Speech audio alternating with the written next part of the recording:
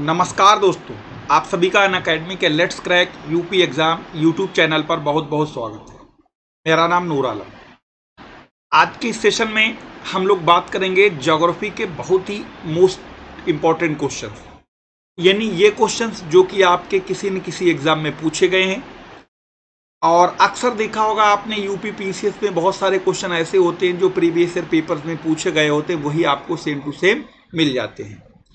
तो प्रीवियस से paper revision भी बहुत ज़रूरी है, तो उसी से कुछ आपके ज्योग्राफी के जो बिल्कुल एकदम मोस्ट इंपॉर्टेंट क्वेश्चन थे उनको यहाँ पर हम आपके साथ लेके आए हैं। तो चलिए शुरू कर लेते हैं, लेकिन उससे पहले आपको एक छोटी सी बात बता दें। अगर अभी तक आप लोगों ने अनअकैडमी के इस लर्निंग ऐप को डाउनलोड नहीं किया है तो डाउनलोड कर लीजिए। ठीक वैसे जैसे प्ले स्टोर पे जाते हैं और डाउनलोड कर लेते हैं कोई भी ऐप को, उसी तरीके से भी डाउनलोड होगा। फिर अपना मोबाइल नंबर, ईमेल आईडी और गोल सर्च कर लेंगे, वहाँ पर आपको क्लासेस शुरू हो जाएंगी। इसके फ़ायदे क्या हैं? फ़ायदे ये हैं कि आप किसी भी टाइम कहीं से भी लाइव रिकॉर्डेड कोई भी आप कहीं से भी देख सकते हैं। आपको बेस्ट एजुकेटर से पढ़ने की अपॉर्चुनिटी मिलेगी। आपको स्टडी मटेरियल मिलेगा इस पीडीएफ फॉर्मेट में। Multiple live doubt clearing session मिलेंगे, अनलिमिटेड क्विज मिलेंगे, यानी आपको ये सारी चीज़ें मिलेंगी जो आपके एग्ज़ाम के लिए महत्वपूर्ण हैं। साथ ही साथ बहुत कुछ आपको यहाँ पर बहुत सारी गाइडेंस, बहुत सारे आपको स्ट्रेटजिक वीडियो वगैरह सब मिलते रहेंगे। साथ ही साथ जो आपके जो सेलेक्टेड कैंडिडेट हैं उनके आपको यहाँ पर रिमार्क्स भी मिलेंगे, जैसे कि आप देख रहे हैं स्वप्निल अग्रवाल, मनोज कुमार झा, ये सीटीओ यूपी पीसीएस, ये हैं आपके यूपी पीसीएस 2018 में। तो इन लोगों के आपके रिमार्क्स भी मिलते रहेंगे कि क्या करना चाहिए, कैसा नहीं करना चाहिए। जैसे आप यहाँ पर देख रहे होंगे, देखो यूपी पीसीएस 2018 में सेलेक्टेड हैं, ये 2016 में सेलेक्टेड हैं। तो इसी तरीके के आपको यहाँ पर जो सेलेक्टेड कैंडिडेट हैं उनके रिमार्क भी मिलते रहेंगे। साथ ही साथ अभी जो यहाँ पर प्लस पेड जो प्लस कोर्स है वो 12 महीने के साथ 3 महीने फ्री दिया जा रहा है आपको। यानी अगर आप 1 साल का सब्सक्रिप्शन लेते हैं तो आपको 15 महीने का सब्सक्रिप्शन यानी 3 महीने का फ्री में मिलेगा। इसी तरीके से अगर आप 24 महीने का सब्सक्रिप्शन लेते हैं तो आपको 4 महीने का सब्सक्रिप्शन फ्री में दिया जाएगा। यानी यहाँ पर आपको 2 साल में मतलब 28 महीने का सब्सक्रिप्शन मिलेगा। यहाँ पर जो है ये फ्री मिनी कोर्स जो है उन्नत, इसका नाम है, लेखपाल मुख्य परीक्षा के लिए 22-23 सितंबर। जैसा कि आप देख रहे हैं धनंजय सर और मयंक श्रीवास्तव सर और ये सक्सेना सर, इन लोगों का जो है ये 3 इसमें टीचर्स के द्वारा ये कोर्स चलेगा 22 और 23 में। बैच कोर्सेज की बात कर लेते हैं तो आपको लेखपाल मुख्य परीक्षा क्रैश कोर्स, जिसमें आपको अमरनाथ सर मिलेंगे हिंदी के लिए और बहुत सारे टीचर्स यहाँ पर आप अपनी स्क्रीन पर देख पा रहे होंगे। साथ ही साथ हम लोग ये देखते हैं upper subordinate, lower subordinate, RO, UPSI, PET, लेखपाल, बीओ, ऑप्शनल कोर्सेज, ये सब आपको यहाँ पर चल रहे हैं। साथ ही साथ लगातार यहाँ पर नए नए बैचेस भी बनते रहते हैं। जो पेड कोर्स है उसका सब्सक्रिप्शन की फीस बढ़ चुकी है, जैसा कि आपको पता है 22 तारीख से बढ़ गई। पहले जो ये 8400 थी फीस 2 साल की, अब यहाँ पर 13,600 हो गई, यानी 13,600 रुपये ये फीस है। जैसे कि 12 महीने की फीस आपको यहाँ पर दिख रही है 9350 रुपये, 6 महीने की 7650 है, 3 महीने की आपको 4250 है और 1 मंथ की 1700 रुपये है। आफ्टर डिस्काउंट यानी जो 10% का डिस्काउंट मिलता है आपको रेफरल कोड से, तो ये रेफरल कोड है लाइव नूर।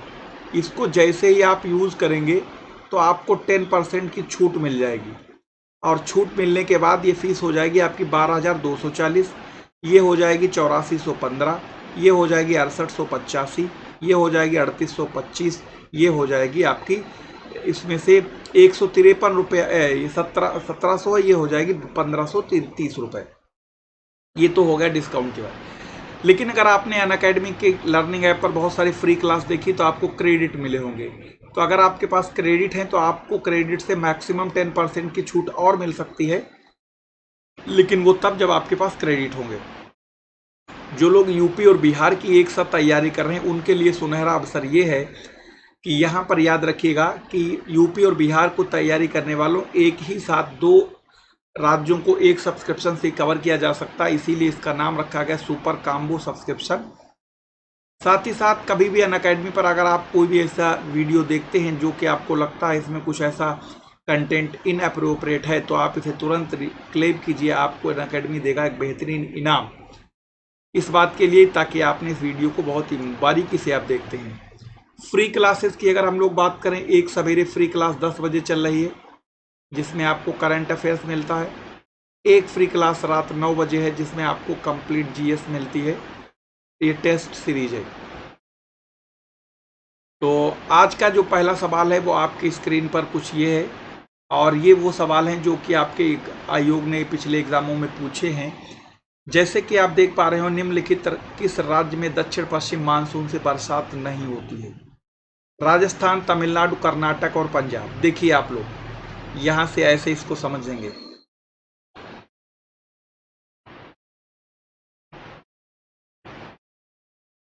जैसे ये है आपका, यहाँ से देखते हैं दक्षिण, यहाँ से जैसे हवाएं इक्वेटर को पार करती हैं तो ये दाहिने मुड़ जाती हैं। जब ये दाहिने मुड़ जाती हैं तो आप देख पा रहे होंगे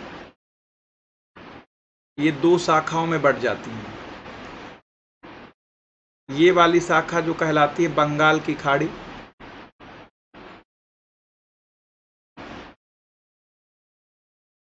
बंगाल की खाड़ी की मानसून शाखा, और ये कहलाती है अरब सागर की मानसून शाखा।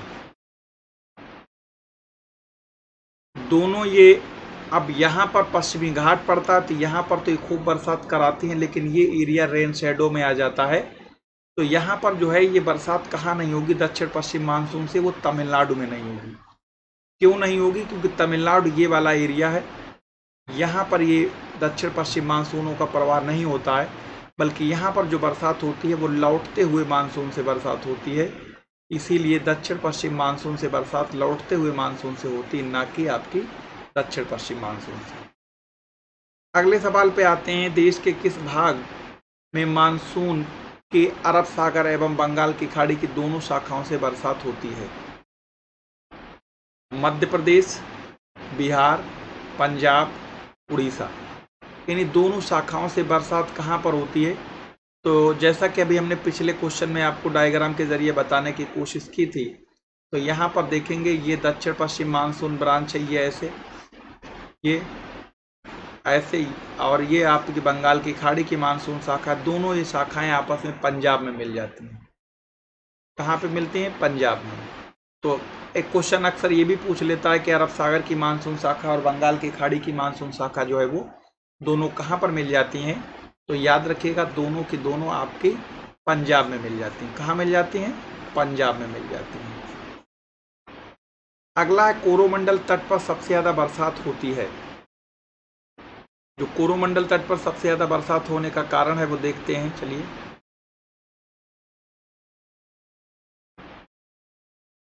यहां पर देख पा रहे होंगे कोरोमंडल तट ये है। यहां पर जैसा अभी हमने आपको बताया था, यहां पर होता क्या है, ये दक्षिण पश्चिम मानसून से बरसात नहीं प्राप्त करता है, क्योंकि ये पश्चिमी घाट पड़ जाता है यहाँ पर। अब ये यहाँ पर जो बरसात होती है वो रिट्रेटिंग मानसून, यानी इसी को हम लोग लौटते हुए मानसून से बरसात भी कहते हैं। तो ये रिट्रेटिंग मानसून या लौटते हुए मानसून से बरसात होती है इस वाले रीजन में। तो याद रखिएगा, तो कोरोमंडल तट पर सबसे ज़्यादा जो बरसात होती है वो अक्टूबर नवंबर में होती है, और ये टाइम जो होता है वो शीतकाल का होता है, या इसी को हम लोग कहते हैं जाड़े में वर्षा होना।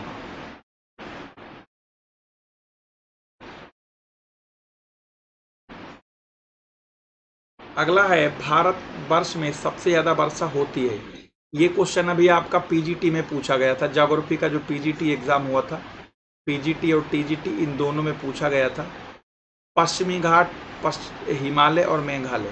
भारत के जो सबसे ज़्यादा बरसात वाला क्षेत्र है वो आपका पश्चिमी घाट है, हिमालय क्षेत्र है और मेघालय है। यहाँ पर सबसे ज़्यादा बरसात होती है। ये जो एरिया देख रहे हैं आंध्र प्रदेश और विदर्भ, यहाँ पर तो बहुत कम बरसात होती है, यानी ये वृष्टि छाया प्रदेश में चला जाता है।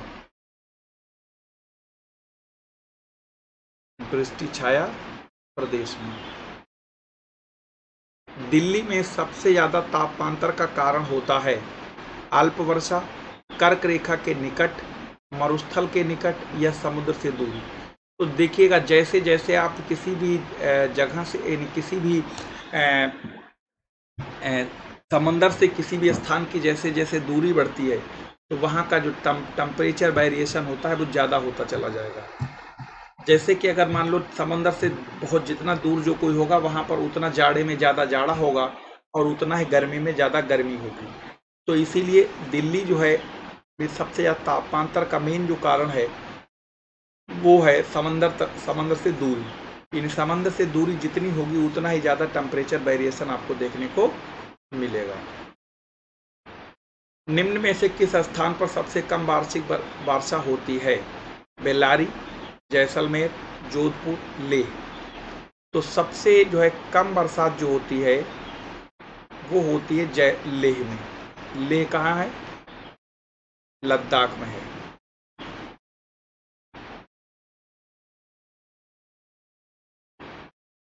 ठीक, तो लेह लद्दाख में है, यहाँ पर सबसे ज़्यादा जो बरसात होती है। रही बात बेल्लारी, ये कर्नाटक में है,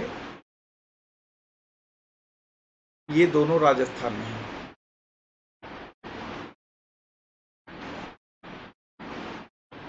यदि भारत में कर्क रेखा के स्थान पर विषुवत रेखा होती तो यहाँ की जलवायु पर क्या प्रभाव पड़ता? यानी कर्क रेखा की जगह अगर विषुवत रेखा होती तो इसकी जलवायु पर क्या प्रभाव पड़ता? ठीक, कर्क रेखा की जगह विषुवत रेखा होती तो क्या प्रभाव पड़ता? तो देखो, अगर मान लो यहां पर ऐसे देख लो,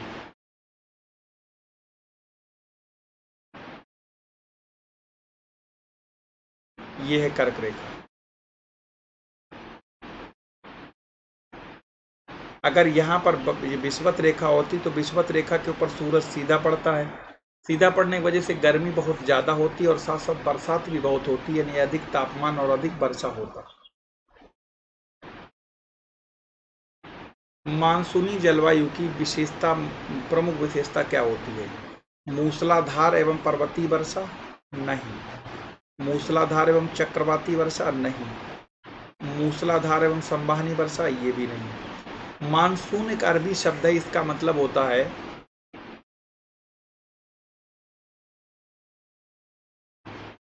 इसका मतलब ये होता है हवाओं का ऋतु परिवर्तन, यानी एक बार हवाएं ऐसे, एक बार हवाएं ऐसे। तो मानसून एक अरबी शब्द है जिसका मतलब होता है हवाओं का ऋतु परिवर्तन। भारत के उत्तरी मैदानों में शीतकाल में बरसात होती है पश्चिमी विक्षोभ से, बंगाल की खाड़ी की मानसून शाखा से, अरब सागर की मानसून शाखा से या लौटते हुए मानसून शाखा से। तो भारत के जो उत्तरी मैदानों में जो बरसात होती है वो पश्चिमी विक्षोभ से होती है। ये विक्षोभ आपके भूमध्य सागर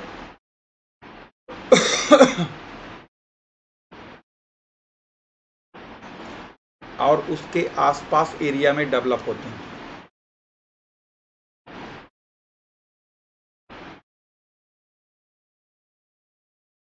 ठीक है, तो ये पश्चिमी विक्षोभ। अगला है आम्र वर्षा है क्या है? आमों की बौछार, आम का टपकना, बिहार बंगाल और मार्च अप्रैल में होने वाली होने वाली आम की फसल क्या है?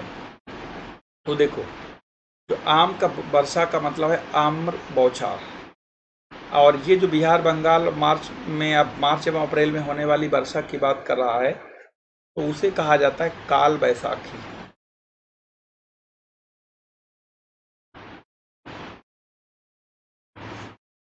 यानी जो बिहार बंगाल में जो बरसात होती है उसे काल बैसाखी कहते हैं, लेकिन ये प्री मानसून रेनफॉल होती है, यानी मानसून से पहले की जो स्थिति होती है उसी को हम लोग यहाँ पर यानी काल बैसाखी के नाम से जानते हैं। ठीक है, हाँ। अगला है दक्षिण पश्चिम मानसून काल में निम्न स्थानों में से सबसे कम वर्षा होती है, यानी दक्षिण पश्चिम मानसून से सबसे कम वर्षा किस स्थान पे होगी? तो अभी हमने बताया था दक्षिण पश्चिम मानसून, जो कि ऐसे देख सकते हैं,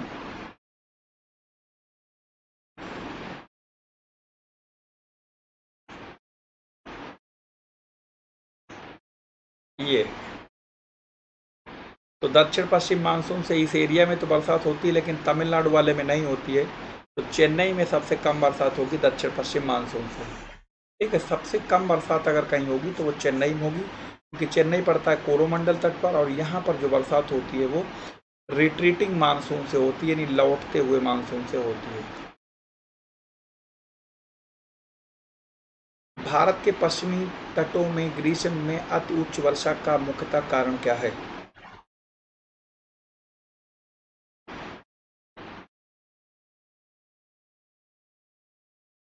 देखो ये ऐसे, यहाँ पर देख रहे हैं ये है पश्चिमी घाट। अब यहाँ पर जो बरसात होती है ये काहे की वजह से होती है? ये पश्चिमी घाट की वजह से होती है। क्योंकि समंदर से जो नमी लदी हुई हवाएं जैसे ही आगे पहुंचती हैं इस वाले रीजन में,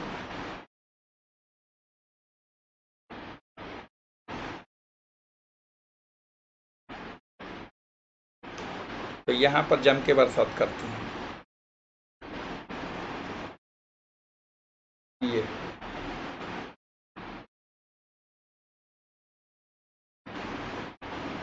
अगला है अक्टूबर का गर्मी का प्रमुख कारण क्या है? यानी अक्टूबर में जो गर्मी का प्रमुख कारण क्या है? वो भारत में गंगा के मैदानों में निम्न दाब सिस्टम, गलत। उच्च आर्द्रता, ये उच्च आर्द्रता के साथ समृद्ध ऊंचा तापमान, यानी जो ह्यूमिडिटी होती है वो तो ज़्यादा होती है, साथ साथ टेम्परेचर भी ठीक ठाक होता है। और जब ह्यूमिडिटी ज़्यादा होती तो बहुत उमस वाली गर्मी होती है, यानी जिसे हम लोग चिपचिपी गर्मी कहते हैं, बहुत बेचैन कर देती है। एसी के अलावा कूलर तो काम ही नहीं करता। मानसून शब्द किस भाषा से है? हमने अभी शुरू में एक क्वेश्चन पे बताया था कि मानसून जो है वो अरबी भाषा का शब्द है।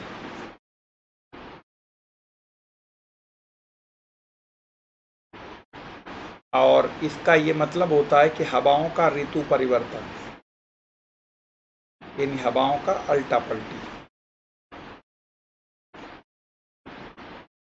ठीक, तो ये अरबी शब्द है, इसका मतलब होता है हवाओं का ऋतु परिवर्तन। उत्तरी पूर्वी मानसून से सबसे अधिक वर्षा प्राप्त करने वाला राज्य कौन सा है? बताइए।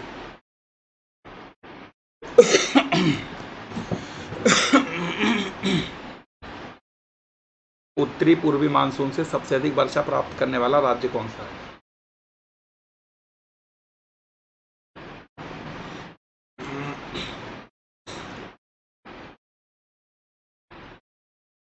तो उत्तरी पूर्वी मानसून से सबसे अधिक वर्षा प्राप्त करने वाला राज्य जो कौन सा है वो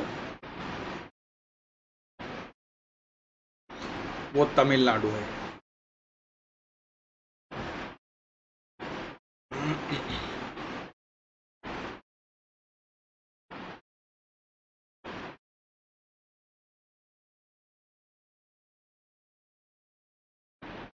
ऐसे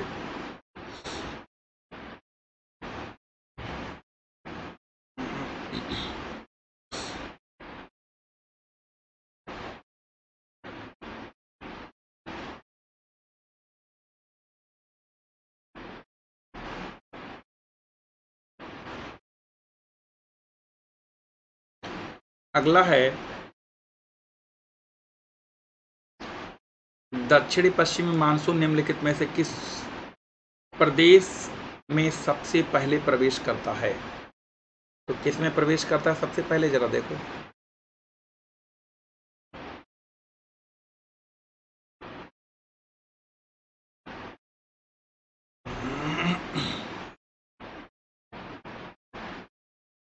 दक्षिणी पश्चिमी मानसून ये है।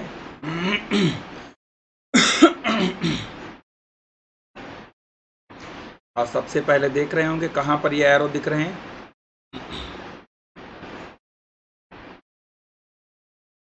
ये वाला एरिया, और ये कहलाता है मालाबार तट।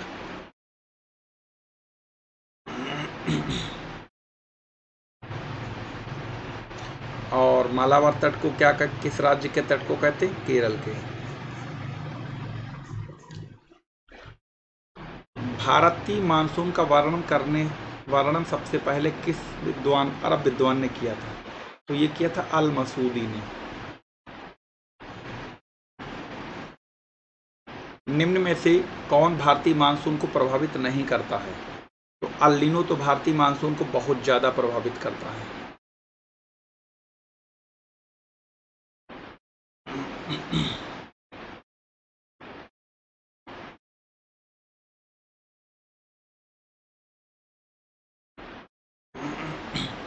जेट स्ट्रीम भी बहुत प्रभावित करती है, ये भी प्रभावित करता है। ये गर्म जलधारा है।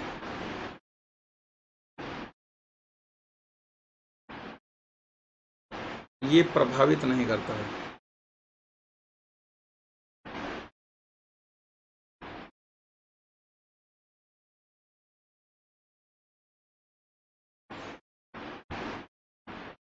अमृतसर की अपेक्षा निम्न अक्षांश पर स्थित होने के बावजूद शिमला में अधिक ठंड क्यों? क्योंकि शिमला की ऊंचाई ज़्यादा है। अगर ऊंचाई पर जाएंगे तो ऊंचाई पर जाने पर -6.5 सेंटीग्रेड टेम्परेचर घटता है।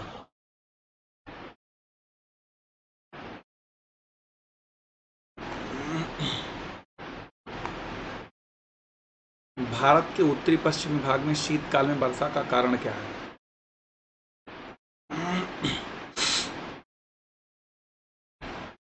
भारत के उत्तरी पश्चिमी भाग में शीतकाल में वर्षा का कारण क्या है? स्थानीय झंझावात? गलत।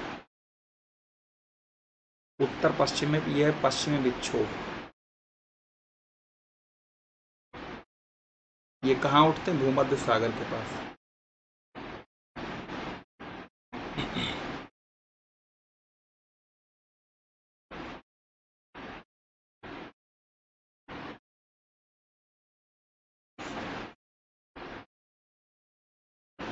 भारत में वर्षा का औसत कितना है? यानी भारत का जो एवरेज रेनफॉल है वो है 118 सेंटीमीटर। ग्रीष्म काल में आने वाले तूफानों में से निम्नलिखित में से किस राज्य में काल बैसाखी के नाम से जाना जाता है? जैसा कि अभी हमने पहले बताया था कि मानसून से पहले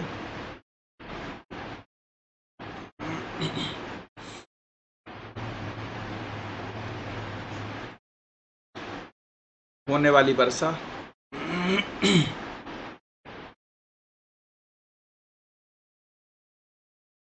मानसून से पहले होने वाली वर्षा क्या कहलाती है?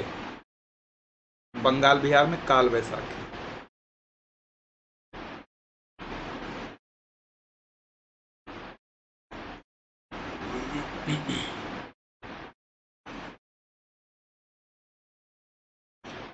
मानसून निवर्तन में सबसे अधिक वर्षा कहाँ होती है? यानी मानसून से लौटते हुए मानसून से, इसका मतलब होता है लौटता हुआ।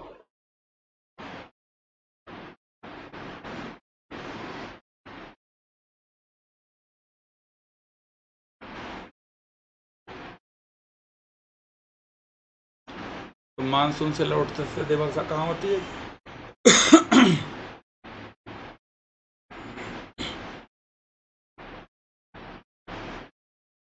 चेन्नई में, क्योंकि इसका तट का नाम कोरोमंडल है।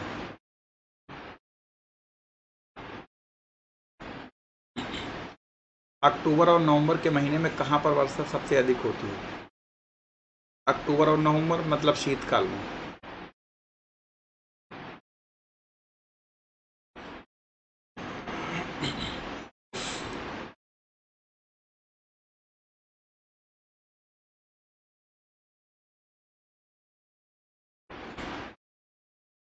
तो ये जो है अक्टूबर नवंबर में बरसात कहाँ होती? कोरोमंडल तक।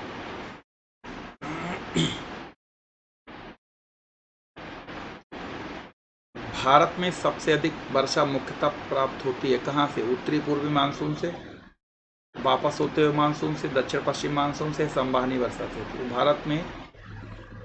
भारत में सबसे ज़्यादा मुख्य वर्षा कहाँ से प्राप्त होती है?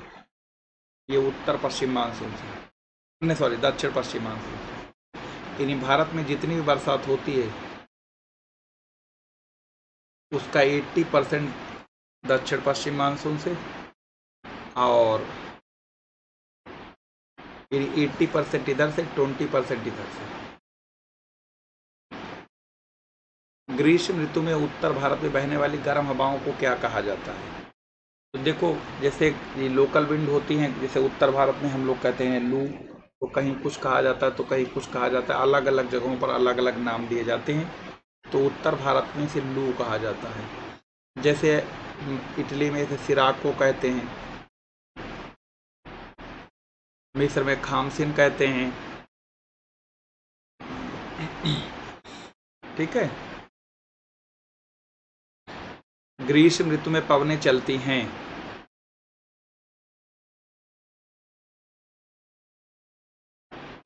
ग्रीष्म ऋतु में पवनें कैसे चलती हैं? ऐसे, यानी सागर से जमीन की ओर।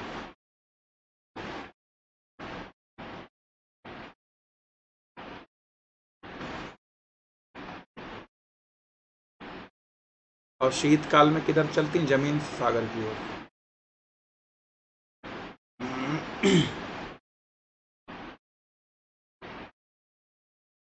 ये गलत है, जल से था चल के चलते हैं। भारत में नमक का उत्पादन करने वाला शीर्ष राज्य कौन सा है? देखो, कह रहा है नमक का उत्पादन, तो नमक के उत्पादन में शीर्ष राज्य जो है वो है गुजरात। गुजरात के बाद राजस्थान भी हुआ वो करता है नमक का उत्पादन, लेकिन गुजरात नंबर 1 पर। भारत में लौह अयस्क उत्पादन में शीर्ष राज्यों का क्रम क्या है? यानी कच्चा लोहे की बात करता है अगर तो झारखंड, उड़ीसा, छत्तीसगढ़।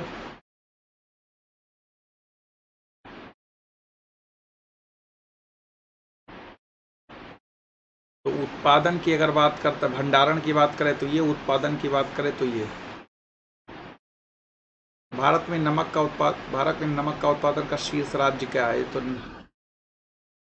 नमक का उत्पादन, वही क्वेश्चन घूम के आ गया, ये है गुजरात। भारत में कच्चे तेल के उत्पादन क्रम बताएं। कच्चे तेल के अगर उत्पादन की बात करेंगे तो असम, गुजरात, राजस्थान, ये जो हो जाएगा गलत, ये है गलत और ये भी गलत। सही आंसर है ये डी वाला। भारत में हीरे का भंडारण और उत्पादन का शीर्ष राज्य कौन है? यानी हीरे के उत्पादन में और भंडारण में नंबर 1 राज्य कौन सा है? तो हीरे के भंडारण और उत्पादन में शीर्ष राज्य पूछ रहा है, तो शीर्ष राज्य यहाँ पर मध्य प्रदेश, छत्तीसगढ़, जम्मू कश्मीर, झारखंड। तो ध्यान रखिए, मध्य प्रदेश में विंध्याचल रेंज में खान पड़ती है, इसका नाम है पन्ना। ये बहुत इंपॉर्टेंट खान है।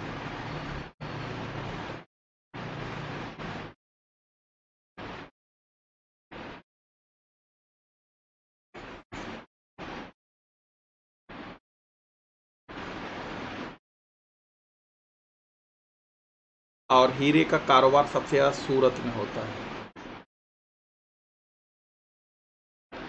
भारत में लौह अयस्क का भंडार में शीर्ष, भंडारण की बात करता है, वहां पर उत्पादन था, तो भंडारण में अगर पूछ ले आपसे तो भंडारण में याद रखना है सबसे ज़्यादा भंडारण जो है वो कर्नाटक, छत्तीसगढ़, झारखंड, उड़ीसा, छत्तीसगढ़,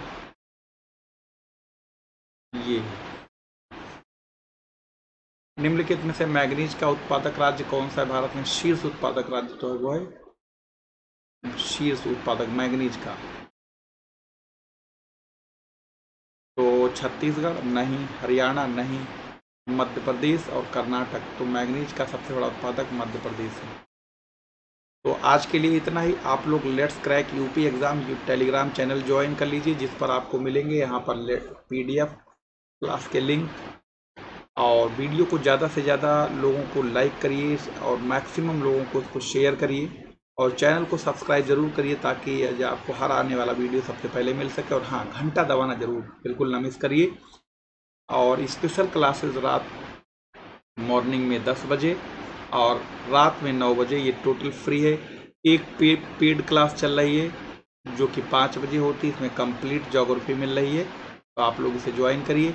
और ये 10% छूट पाने के लिए लाइव नूर रेफरल कोड को यूज़ करिए और 10% का डिस्काउंट पाइए। मिलेंगे फिर भी नए वीडियो में। धन्यवाद।